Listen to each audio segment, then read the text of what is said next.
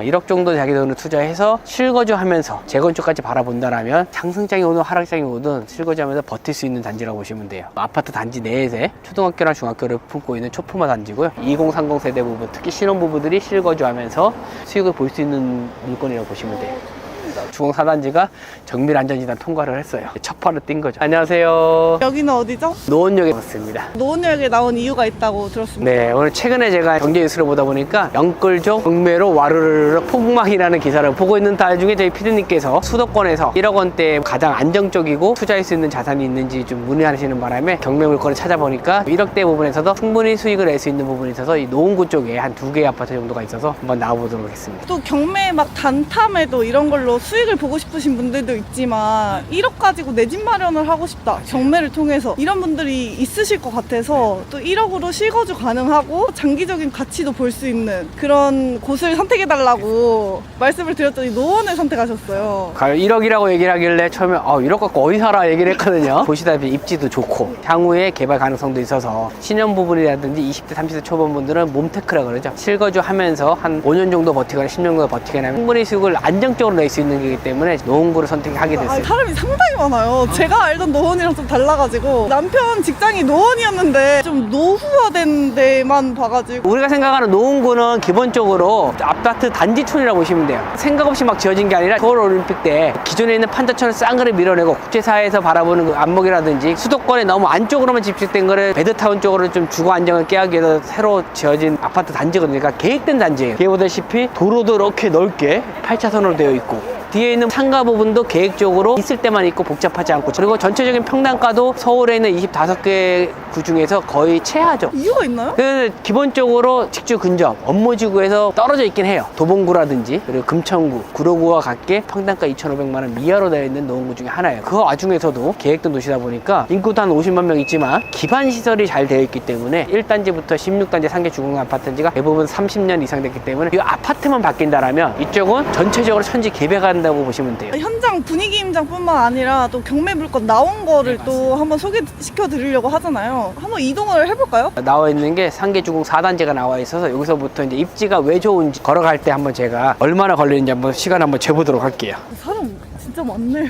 사람 살만한 아파트 천국이라고 불릴 정도로 아파트가 많아요. 그래서 기본적으로 아파트가 많아지면 저희 같은 이제 서민들이 살기 편해지고, 그러다 보면 자연적으로 학교도 많이 생겨나게 되고, 현재 노원구에서는 초중고등학교가 서울에 있는 자치구 중에서 1, 2등 안에 손가락을 들을 정도로 가장 많습니다. 어린아이들도 많다는 소리죠. 노원이 영끌족이 많다 이런 얘기가 많던데 맞나요? 일단 금액적인 게 싸다 보니까 실거주 목적이든 대출을 받을 때 한도가 있거든요. 그러다 보니까 일반적으로 살 수 있는 게 사실은 이거밖에 없는 거죠. 그런 것도 아시면서 잘 사면 좋은데 그런 걸 이용하고 경매로 좀 저렴하게 산다라면 안전하게 자산을 불릴 수 있는 거죠. 저번에 갔던 강북구하고는 완전히 차원이 달라요. 도로 부분도 상당히 잘 정비되어 있고 상가들도 깨끗하게 잘 지어져 있는 볼 수가 있을 거예요. 어디로 가든 기본적으로 아파트만 많이 보일 거예요. 사람이 많네. 사람이 많아. 기본적으로 예전에는 이 노원구가 서울 자치구 25구 중에서 가장 많았어요, 인구가. 지금 현재는 송파구와 강남구와 그리고 강서구, 학군이랑 자주 갈 수 있는 직장이 가까운 데가 지금 마련하면서 여기 노원구는 지금은 4번째 순위로 좀 떨어지긴 했는데 그래도 50만 명 정도가 되기 때문에 1988년에 서울올림픽을 하면서 경제 부분에 대해 부흥을 일으키면서 지방에서 오신 분들이 많으세요. 그 금액대에서 맞추고 또 저렴하다 보니까 편의시설이 괜찮고 학군 괜찮고 그러다 보니까 이쪽으로 많이 찾게 되는 거예요, 사람들이. 집값이 좀 쌌다 보니까. 네, 맞습니다. 상계동 같은 경우는 1단지부터 16단지까지 전부 다 재건축은 진행을 하고 있어요. 그래서 저희가 지금 가는 상계주공 4단지도 최근에 이제 안전진단까지 통과된 상태예요. 그래서 재건축을 시작하려는 단지다. 지금 어느 정도 안정성이 있기 때문에 2030 세대 부분, 특히 신혼부부들이 실거주하면서 재건축 이슈를 통해서 수익을 볼 수 있는 물건이라고 보시면 돼요. 어린아이부터 노년층까지 다양하게 사람이 꽤 많죠. 자, 여기까지 저희가 얼마 걸렸냐면 도보로 신호등 다 걸리고 한 6분? 5번 출구에서 저희 물건지 상계주공 4단지까지 한 6번 도보로. 저희가 촬영하면서 되게 천천히 걸어서 그렇지 진짜 5분 컷이네요. 신호등 안 걸렸으면 3, 4분이면 오는 거죠. 상계주공 4단지는 기본적으로 단지가 커요. 한 2136세대 구성되어 있고 상계주공 1, 2, 3단지, 6단지까지 대부분 다 각 단지마다 2000세대 정도가 있어요. 용적률도 200% 이하고, 재작년 11월, 12월 달에 국회에서 정부에서 신도시 특별법이라고 나와서 기본적으로 역세권에 가까이 있거나 이렇게 좀 용적률이 좀 200에서 250% 이상 되는 재건축이라는 부분을 좀 활성화시키기 위해서 용적률도 350에서 400%, 500%까지. 이게 지금 제가 알기로는 용적률이 한 196%거든요. 196, 7인데 2배로 늘어나는 거죠. 2000세대에서 4000세대로 뛰어나는 거죠. 그러면 이 투자하시는 분들 자기 분담금이라고 얘기하는데 그 분담금도 줄어드는 거죠. 그렇기 때문에 수익성이 좀 있다 볼 수 있는 거죠. 지금 감정가로는 4억 2,600 정도가 나와 있는데 이제 내부 호가로는 4억 1,000에서 4억 6천까지 지금 나와 있는 상태거든요. 단지도 넓고 앞뒤 간격도 괜찮고, 이게 최근에 재건축 이슈로 나와서 안전진단까지 통과한 단지라서 이제 본격적으로 재건축에 대해서 진행할 겁니다.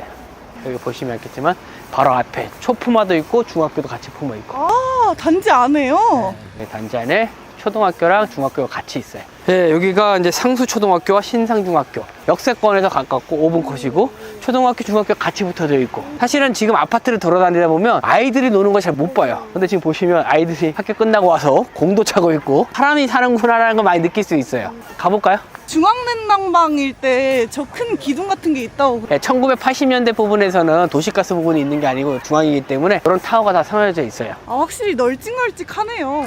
일기 신도시라 얘기하는 분당이나 일산, 평촌 같은 경우도 보통 250%거든요.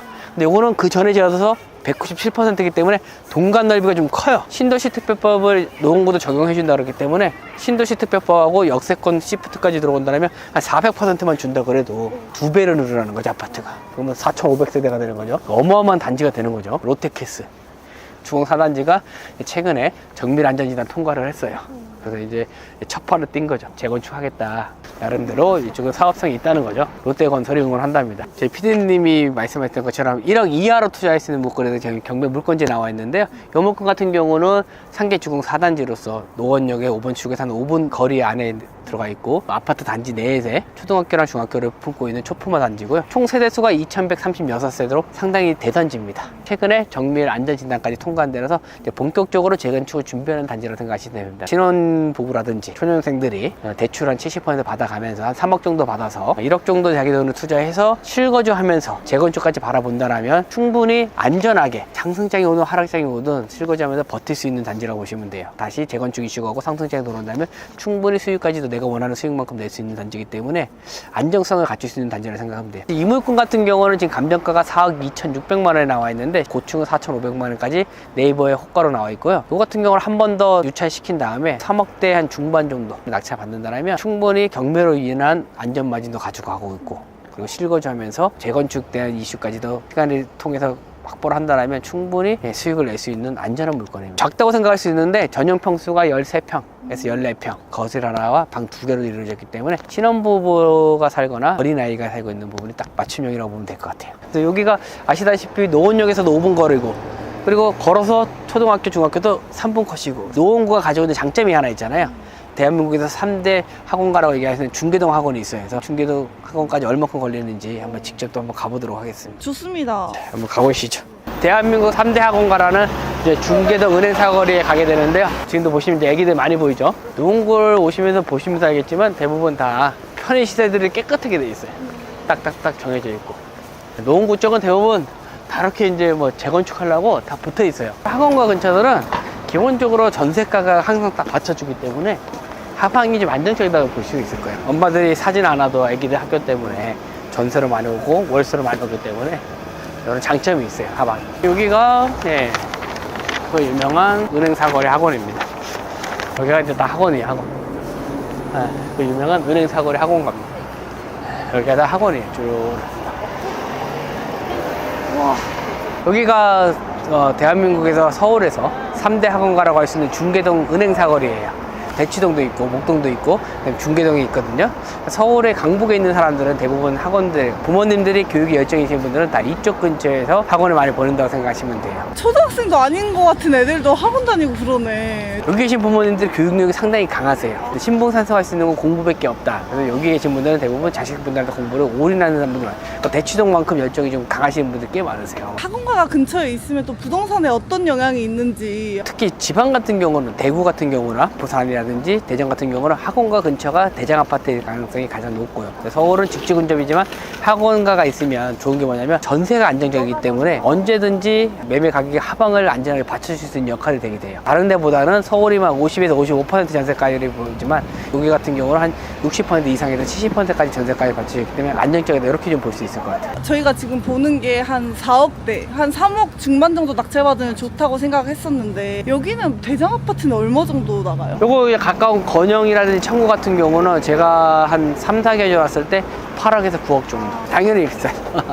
당연하죠. 근데 이것도 아마 재건축 연한이 돼가지고 재건축이 된다면 10억 이상이 갈 수밖에 없어요. 노원구에서 가장 깨끗하고, 노원구 같은 경우도 마들역 근처에 있는 경우는 2000년대 전 신축 같은 경우 지금 11억에서 12억 정도 가거든요. 요거 같은 경우는 막 9억 정도 가더라도 재건축으로 바꿔줬을 때는 이제 10억 이상 갈 수밖에 없는 입지. 조만간 여기 이쪽에 이제 또 지하철이 또 개통이 되거든요. 저기 은행 사거리에. 기존에는 전철역이 없어가지고 좀 불편했는데 전철역 개통되게 되면 또 입지적으로 성장할 수 있는 상황이 또 오게 되는 거죠. 그래서 전체적으로. 애기들 키울 때까지 여기 살아도 괜찮을 것 같아요. 몸테크 하기에. 중학교까지, 고등학교 올라가면 일정 부분의 자산을 또 쌓아놓은 다음에 다른 쪽으로 직장 가까운 데로 서울 중심지로 갈 수 있는 하나의 교두부 역할을 하는 것이 아마 노원구가 되지 않을까 생각해요. 향후 개발 가능성이 높은 재건축 가능성이라든지 이런 것도 있으니까 노원구도 한번 임장하는 것도 제가 추천드리고 있습니다. 노원구 쪽이 아파트 경매물건이 많이 나오고 있다고 하니까 좀 주목해봐도 좋을 것 같습니다. 영끌족들이 샀다가 이렇게 나오고 있는데, 저는 항상 얘기할 때 30%에서 40%까지만 대출로 갚을 수 있는 원리금을 잡으라고 얘기하는데, 한탕을 노리는 사람들은 뭐 대출 금액에서 내게 월급이 뭐 60%, 70%, 80% 가다가 이렇게 또 하락장이 오게 되면 대출을 못 갚아서 영끌하는 사람들이 경매에 많이 나오게 되는데, 그런 건 좀 지양을 했으면 하는 바람입니다. 거품도 지금 많이 빠져 있으니까 또 분위기 안 좋을 때 더 싸게 사서 보유하면서 길게 가지고 가면 좋을 노원구. 오늘 고생 너무 많이 하셨습니다. 고생하셨습니다. 검사님 안녕하십니까? 네, 안녕하십니까. 검사님 많이 추우시죠? 콧물이 막 나오고 있어요. 오늘도 네. 1억 이하로 내 집 마련 가능한 네. 서울 아파트를 보러 나왔습니다. 1억 원대에서 신혼부부들이 투자해서 실거주를 할 수 있는 아파트 경매 나온 물건에 대해서 조사를 나왔는데요. 노원구도 아시다시피 상당히 계획된 도시라서 도로도 잘 되어 있고 편의시설도 잘 되어 있고, 오늘 저희가 가야 될 거는 분계역 3번 출구 바로 옆에 담장 하나 사이에 있는 무지개 아파트입니다. 뒤에 보시면 바로 담장 하나 있죠. 담장 넘으면 1초 컷이기 때문에 완전 초초초 역세권이고, 그리고 대한민국의 3대 학원에 있는 중계동 은행 사거리에서 도보로 한 10분 정도로 가면 학원도 이용할 수 있고, 최근에 재건축을 하기 위해서 경밀 안전진단, 예비 안전진단을 신청하려고 모금하고 있는 중이거든요. 재건축 진행 상황이기 때문에 실거주하면서 시간을 보내고 있다면 충분히 수익을 낼 수 있는 아파트이기 때문에 제가 한번 보여드리도록 하겠습니다. 나머지 자세한 사항은 214동 앞에 가서 오는 도중에 얘기했는데, 201동하고 2동, 3동, 4동은 초품화라서 초등학교가 바로 단지 안에 초품화가 되어 있어요. 205동 지나고 나서부터는 207동, 8동부터는 아파트 사이에 도로가 내서 단절됐죠. 사실 원래 여기에 아파트 도로였다면 참 좋았을 텐데, 예전부터 도로로 사용하고 있는 부분이 있는데, 그런 부분이 있을 때 재건축을 하게 되면 그 부분은 살려야 되기 때문에 지금처럼 일반인들 살 수 있게끔 단절된 도로를 남겨두고 있는 거죠. 넘어가시면 214동은 같은 단지지만 좀 떨어져 있어요. 외관을 보시면 무지개 아파트라서인지 몰라도 페인트도 좀 잘 칠하고 잘 관리를 해놨어요. 그죠? 이게 세대수가 몇 세대나 되나요? 무지개 아파트 같은 경우는 2433세대. 어마어마하죠. 노원구가 갖고 있는 아파트 천국은 단지 자체가 보통 다 2000세대예요. 한 개가 아니라 이런 단지가 수십 개가 있는데, 이게 일괄적으로 재건축이 이루어진다면 어마어마하겠죠. 그럴 것 같아요. 재작년 11월, 12월에 나왔던 용적률 부분에 대해서 완화를 시켜준다면 지금 이 용적률이 한 197% 되는데, 역세권 시프트라든지 신도시 특기법에 따라서 용적률을 350, 400을 해준다면 지금의 층수가 2배 이상 늘어나기 때문에 10년 정도 지나고 나면 노원구는 일대가 전부 다 지금의 2배 이상으로 삐끗번쩍한 아파트가 올라간다, 이렇게 생각하시면 됩니다. 건너편에 있는 그린 아파트는 벌써 재건축 시작을 해서 무지개보다 좀 빨리 진행하고 있고요. 저기도 세대수 엄청 많아 보여요. 근데 여기보다 저희가 더 많아요. 내부 부분에는 크게 멋스러운 부분은 없지만 기본적으로 갖고 있는 대단지의 힘이 있기 때문에 탈바꿈 되면 최소한 3,500세대 이상으로 바꿔줄 수 있는 부분이 있어서, 신혼부부 같은 경우는 3억 정도의 대출을 일으킨다라면 이자율을 정부에서 지원하는 뭐 버팀목이라든지 신혼부부 특례라든지 한 2, 3%대에서 가능하거든요. 그럼 3억 정도를 뭐 아무리 비싸게 받아 3%이기 때문에 900만 원에 900만 원. 900만 원을 12개월로 나누면 70만 원, 80만 원밖에 안 되는 거죠. 근데 월세잖아. 그냥 원룸 월세도 70만 원. 요즘 서울 월세가 기사 보니까 70만 원, 80만 원대다. 월세 사느니 여기 부분에서 월세 낸다 생각해서 거주하면서, 그리고 시간을 보내다 보면 자연적으로 내 자산의 가치는 늘어나 있다. 단지 내에서 동마다 좀 가격 차이가 날 수도 있겠어요. 이 정도로 크면. 보시면 알겠지만 201동부터 214동까지 있는데 거리가 멀잖아요, 그죠? 201동 같은 경우는 초초초 역세권이지만 214동은 어쨌든 시간이 좀 걸어져 있고, 그리고 방향에 따라서 햇빛이 들어오는 남향이냐에 따라서 좀 차이도 있고, 가장 중요한 게 학교가 있느냐. 우리 지금 나와 있는 아파트는 1층이라서 고가 부분에서는 분명히 다른데 중층이나 로얄층보다는 저렴할 수밖에 없다. 보시면 지금 아니면 재건축 신증 15년 이상 뒤처집니다. 무지개 아파트도 열심히 재건축하기 위해서 정밀 안 던진다라고 해서 돈을 좀 모아야 되거든요. 아니, 이게 모금이면 자율적으로 그냥 모금하는 건가요? 네, 자율적인 거죠. 토지등 소유자들이 지자체 부분에 있어서 우리도 재건축하게 해달라고 진단을 받아야 되잖아요. 진단을 받을 때 병원에 내는 것처럼 돈을 내야 지금처럼 예비 진단을 해주는 거고, 예비 진단에서 통과를 되면 기업을 통해서 정밀 진단까지도 나오게 되죠. 통과를 해야 이제 재건축 사유 부분에서 진행이 가능한 거예요. 그럼 저기 진단에서 통과가 되면 또 집값이 한번 뛰나요? 상승장일 때는 그런 가능성도 있는데, 재건축하는 데 있어서 집값을 뜨는 단계를 봤을 때 조합 설립했을 당일, 조합을 설립하면 70% 정도가 됐다는 거를 가정하에 하는, 그렇기 때문에 그때 되면 요거는 안정성이 있구나. 그 다음에 이제 좀 지나가서 사업 시행 인가 단계라고 있거든요. 그때 되면 드디어 정말로 가는구나. 그리고 나중에 관리 처분 인가 되면 완전히 가는구나 생각해서 그 3개 정도의 부분에서 금액적인 부분이라든지 프리미엄이 붙는데, 상승장일 때는 붙는데 지금처럼 이렇게 조용할 때는 크게 변동은 없습니다. 그걸 기대하고 입찰가에 녹이기에는 조금 무리가 있죠. 네, 맞아요. 앱이 한번 진단에 따라서 약간 문구 보시면 15년이나 뒤쳐진다 그렇기 때문에 언제 갈지도 모르고, 가다가 또 삐거 떼버리면 조합 설립이 안 됐기 때문에 언제든지 해산할 수 있는 상황이기 때문에 충분히 가다가도 중도 포기할 수 있는 게 많기 때문에 그거는 의미예요. 중요하지가 않아요. 서울 같은 경우 재건축 재개발에도 투자 금액이 많이 들어가니까 초초기 단계, 지금처럼 안전진단이라든지 재개발 같은 경우는 아예 그냥 아무것도 없는 상황에서 이런 부분에 초초기 단계에 투자를 하라고 많이 얘기를 해요. 투자자분들이 뭐 투자하는 것에 대해서는 본인의 판단이니까 어쩔 수 없지만 절차를 알고 이 정도라면 일정 부분은 기다려줘야 된다는 생각을 하고 가셔야 돼요. 왜냐면 조급하다 버리면 자금적인 부분에서 쪼달리다 보면 아까처럼 맨날 기사에 나오는 것이 영끌족 이미 경매로 나와서 우르르 무너지다, 이런 게 본인이 될 수도 있기 때문에 항상 그런 거 염두를 하셔야 돼요. 그래도 재건축은 재개발보다 편의시설이 좋아서 충분히 실거주할 수 있거든요. 재개발보다 좀 낫다, 이렇게 보시면 될 것 같아요. 버틸 수 있으니까. 아까 말한 것처럼 어디 가도 월세가 70, 80인데 대출이자 70, 80 주면서 좀 주위에 있는 시설 쓰고, 뒤에 보면 바로 뭐가 있어요? 아울렛 있잖아, 아울렛. 좀 가다 보면 홈플러스 있고 롯데마트 있고, 7, 80만 원 이전에 여기서 사는 게 헐 낫지 않겠어요? 지하철역도 가깝고 편의시설 가깝고. 여기네요. 214동 아울렛 바로 맞습니다. 앞이군요. 아울렛 바로 앞이. 건물 되게 깨끗해 보여. 페인트 칠한 지 얼마 안 됐나 봐요. 재건축할 때는 안전진단 할 때 급이 있거든요. 이 급을 받아야 되기 때문에 통과되는데, 지금 D급으로 좀 완화가 돼 있어요. 이 급 받을 때는 페인트 칠도 안 하고 일부러 더 낡아 보이게? 그래도 요즘은 사람이 사는 거라서 관리를 하면서 하고 있어요. 뒤에 보시면 아울렛도 있지만 건너편에 홈플러스도 있잖아요. 여기 빨간 게 저 홈플러스거든요. 뒤에 보이는구나. 편의시설도 가깝고 여기서 가깝고 2434세 단지가 거대하죠. 무지개 아파트 같은 경우는 중계역에서 도보로 한 바로 5분 정도 커트 가 있고, 1, 2분 안에 초등학교 있고 아울렛이랑 홈플러스도 있고 상당히 편의시설이 잘 갖춰져 있어요. 감정가는 4억 7,300만 원인데 20% 정도 이제 저감돼서 한번 3억 7,800만 원에 나와 있고요. 저희 물건 1층이기 때문에 1층에 대한 부분을 조금 감정가를 생각하셔서 낙찰 가격을 거기다 산입을 한다면 충분히 1억 원대의 내 실투자를 가지고 있고 한 3억 원대 정도를 대출을 받으신다면 2%에서 3% 정도 부분을 대출을 받아서 한 달에 한 7, 80만 원 정도 서울에 있는 원룸 월세 금액을 내면서 충분히 실거주하면서도, 그리고 지금 현재 이게 재건축 예비 진단을 받기 위해서 모금을 하고 있는 중이거든요. 그러니까 우리도 재건축을 해야 되겠다라고 생각하기 때문에 이 부분을 시간을 버티면서 가다 보면 충분히 개발 호주에 따른 수익도 창출할 수 있고 안전하게 갈 수 있는 물건이라고 볼 수 있습니다. 지금 최저가 부분에 여기 봤을 때 1층이다 보니까 한 2천만 원 정도 다른 로얄층보다 저감한다고 보시고, 실 가격이 한 4억 5천 정도 되는 것 같은데 제가 봤을 때 낙찰 가격이 4억 초반대에 결정이 날 것 같아요. 신혼부부 같은 경우는 70%, 생애 지초까지 해서는 80%까지 대출을 받을 수 있으세요. 4억 부분에서 4, 8에 32 정도가 3억 정도, 한 3억에 3억 초반에 대출을 받을 수 있거든요. 그렇게 되면 내가 들어갈 돈은 한 1억 정도 들어가고 3억 2천 대출 받으면 8천만 원 정도 들어가고, 시세세 같은 경우는 4억대이기 때문에 이것저것 다 하면 한 2%대에 나올 것 같아요. 법무사 수수료라든지 치대세 부분까지 하면 한 2%대 나오기 때문에 4억 정도 받았을 때 한 800만 원, 1000만 원 더해서 모든 걸 해결할 수 있기 때문에 9천에서 한 1억 정도 사이에서 투자를 한다면 충분히 내가 감당할 수 있는 범위이지 않을까. 너무 타이트하게 잡으면 또 맞아요. 비용이 발생할 수 있으니까 예를 들면 명도비나 간단한 인테리어 정도까지 하면 딱 1억 정도는 되겠네요. 제가 가장 중요하게 생각하는 게 대출 받았을 때 대출을 원리금을 상환할 수 있는 능력이 되는지를 좀 많이 저는 걱정을 많이 하거든요. 요즘 친구들이 부동산 상승장일 때는 정말로 올인한다는 느낌으로 부동산 시장을 오래 지켜본 게 아니기 때문에 계속 상승하는 줄 알거든요. 어쨌든 상승하면 갚을 수 있는 거라 생각해서 내가 감당할 수 없는 빚을 많이 지는 거죠. 예를 들면 원리금에 대한 부분 내 실수령이 월급의 뭐 80% 받으신 분도 있더라고요. 부동산 흐름이 꺾였을 때는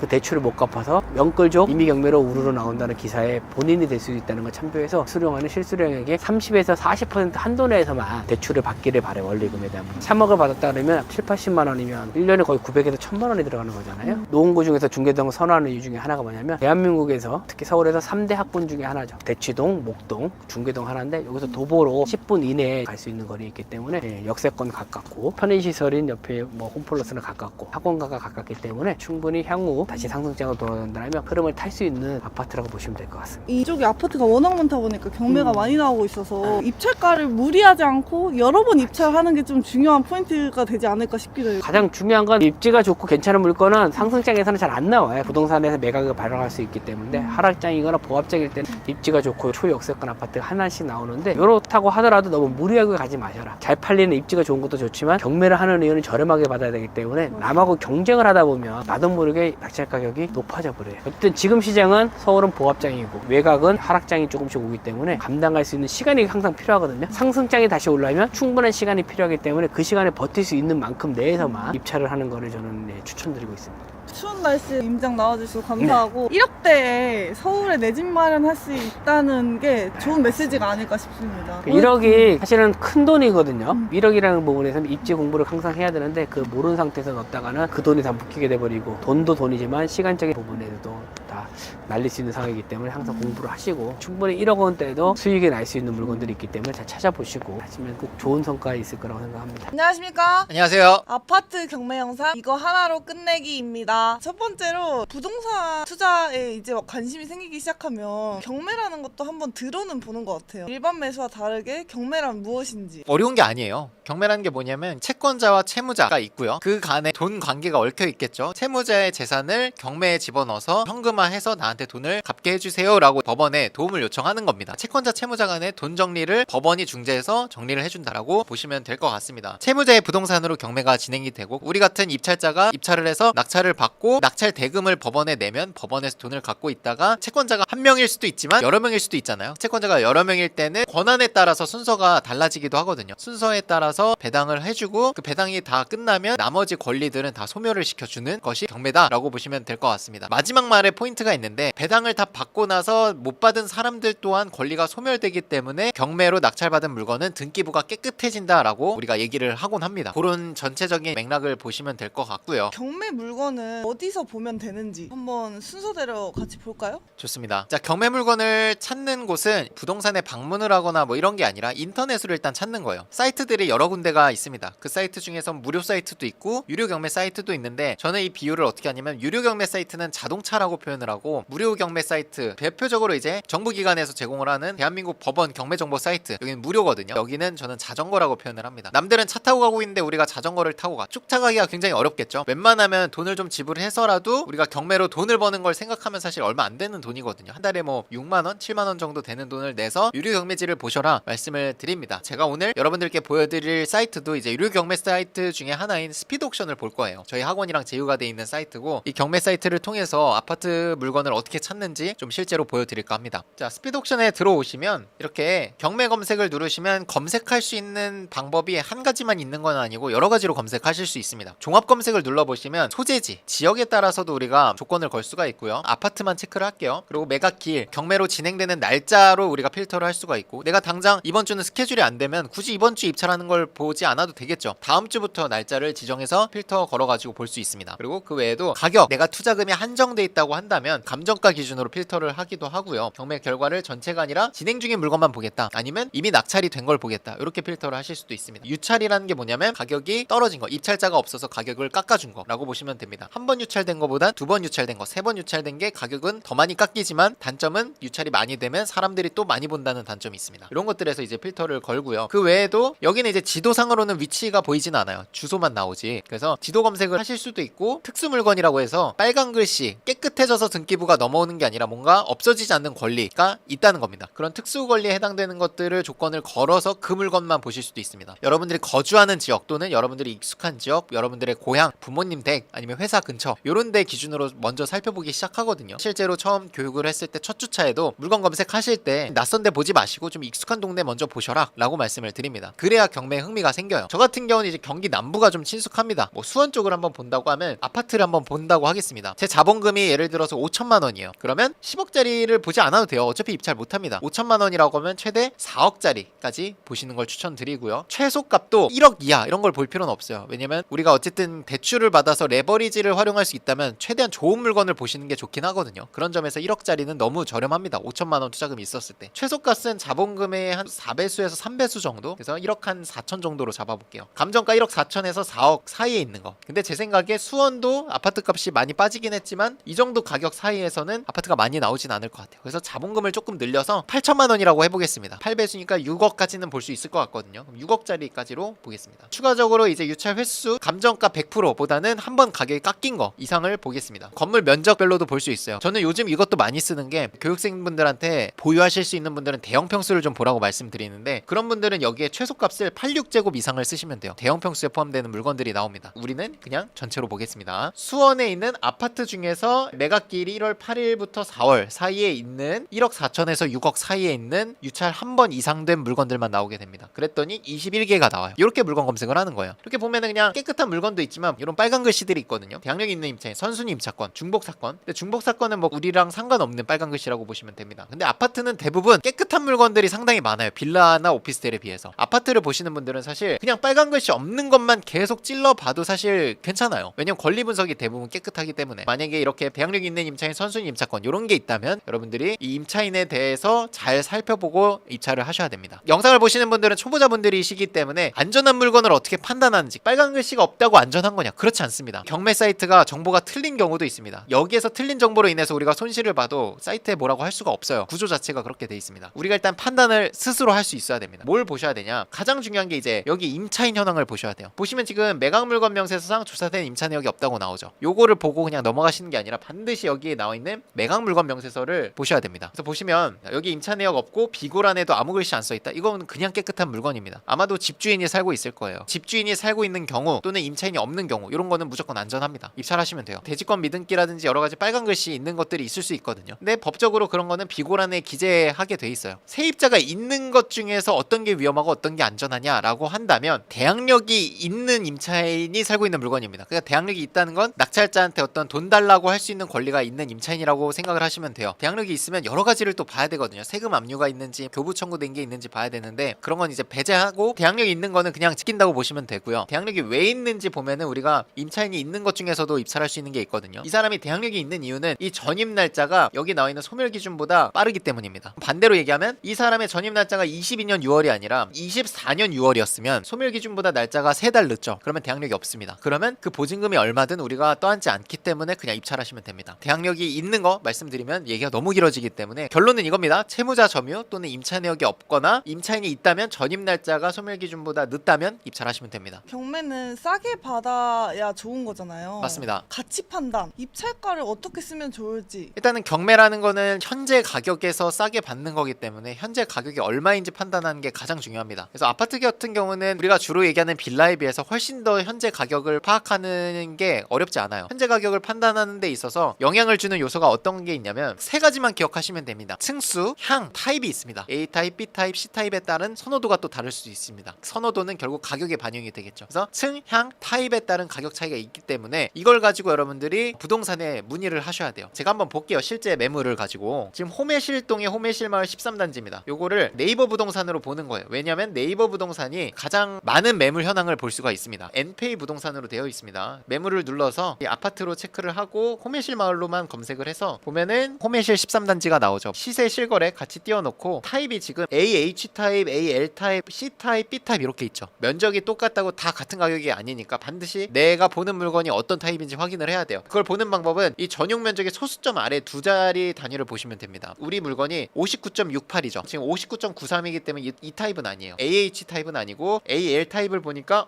59.68. 우리도 59.68이죠. 우리 물건은 바로 AL 타입이라고 보시면 됩니다. AL 타입 기준으로 볼게요. 면적도 AL 타입으로 맞추고 거래 방식을 매매로 맞춥니다. 현재 매매로 나와 있는 것 중에 AL 타입이 가장 싸게 얼마에 나와 있는지 보는 겁니다. 보니까 지금 3억 8천에 1층이 나와 있죠. 제가 아까 말씀드린 게 향층 타입 말씀드렸는데 매물의 조건에 따라서도 가격이 달라져요. 뭐냐면 세입자가 살고 있냐, 공실이냐, 만기가 남아있냐, 아니면 월세 끼고 매도하는 거냐 이런 거에 따라서 가격이 또 달라집니다. 여러분들 생각에는 어떤 조건의 매물이 가장 가격이 비쌀 것 같으세요? 공실. 공실인 건 선택지가 많습니다. 입주도 가능하고요. 있고요. 세입자를 내가 지금 현재 가격에 맞출 수도 있고요. 이런 옵션이 제공이 되기 때문에 가격을 더 인정받을 수가 있어요. 우리는 경매로 낙찰받으면 보통 명도를 하죠. 그럼 빈집이 되면 공실이 되는 거기 때문에 가격 평가를 어떻게 보면 가장 좋은 조건에서 할 수 있는 겁니다. 근데 1층은 또 층이 낮기 때문에 가격이 좀 떨어집니다. 근데 우리께 그렇다고 뭐 고층은 아니에요. 3층입니다. 1층보다는 높게 받겠지만 제가 추측컨대 한 4억 초반 정도가 되지 않을까 싶어요. 공실 기준으로 보면은 빠른 입주라고 돼 있죠. 이 빠른 입주라는 뜻이 공실 물건이다 라고 보시면 될 것 같아요. 그리고 실거래도 12월에 1층이 3억 7,500에 찍혀 있고 6층이 4억에 찍혔네요. 6층이 4억이니까 우리는 3층이죠. 그럼 4억보다는 좀 못 받을 수도 있겠다. 그러면 3억 9천 이 정도로 예상을 해보는 거예요. 그러고 부동산에 이제 전화를 해보는 겁니다. 호실별로 또 향이 다르죠. 13동 301호. 그러니까 동에 따라서도 가격이 다를 수가 있어요. 지도를 한번 보면 단지가 이렇게 크잖아요. 천이 흐르고 있는데 아무래도 천을 바라보고 있는 집들은 전망이 좋겠죠. 그러다 보면 여기 보이는 1306동, 7동, 8동, 9동, 10동, 11동 여기는 라인이 좀 좋은 쪽에 속할 수 있습니다. 전망이 좋기 때문에. 반면에 이렇게 가운데 들어와 있는 1315동, 14동 이런 데는 앞동을 마주보고 있기 때문에 전망 차이에서 가격이 또 빠질 수가 있어요. 근데 우리는 1313동이기 때문에 가운데 껴있거든요. 그런 점에서는 메리트가 또 떨어집니다. 그래서 이런 것들이 종합적으로 봐야지 가격 결정이 되는 거기 때문에 반드시 공인중개사분께 문의하는 게 맞아요. 이런 것들을 토대로 우리가 가격 조사를 한다. 2억 7,500까지 떨어져 있기 때문에 가격은 매우 싸죠. 왜냐면 지금 실거래가 어쨌든 못해도 한 3억 후반은 받을 것 같은데 2억 7천까지 떨어져 있으니까 쓸 수 있는 가격 폭이 많습니다. 3억 9천이 시세다라고 판단을 했을 때 우리가 얼마에 입찰을 해야 되냐라고 하면 되게 애매합니다. 왜냐면 2억 7천과 3억 9천 사이에서 쓸 텐데 너무 많잖아요. 쓸 수 있는 숫자의 범위가. 빌라 같은 경우에는 수익률 40% 말씀을 드리는데 아파트 같은 경우는 실제 매도 가는 가격에서 15% 정도 싸게 받으면 정말 잘 받은 거고 10% 싸게 받으면 준수한 거다라고 말씀을 드립니다. 자, 그럼 10%가 얼마냐? 3억 9천에서 10% 빼면 3,900을 빼면 됩니다. 그러면 3억 5천 정도에 받으면 그 정도는 받을 수 있는 거예요. 근데 더 잘 받으려면 3,900이 아니라 15% 말씀을 드렸죠. 그러면 약 5천만 원 좀 넘는 세전 차익이 나야 돼요. 그러면 3억 9천에 매도된다고 했을 때 한 3억 3천, 4천 이 정도를 쓰는 거죠. 그 사이 정도를 생각하면 괜찮지 않나 생각을 합니다. 아파트는 사실 수익률 40% 이런 게 달성되기가 굉장히 어려워요. 입찰 경쟁이 많이 붙기 때문에. 지금 최저가가 2억 7천인데 너무 높게 쓰는 거 아니냐라고 하는데 3억 5천에 써도 못 받을 확률이 80%가 넘어갑니다. 20명, 30명이 오면은 3억 후반에도 막 낙찰 받아가시기 때문에 그걸 많이 경험하면 아파트는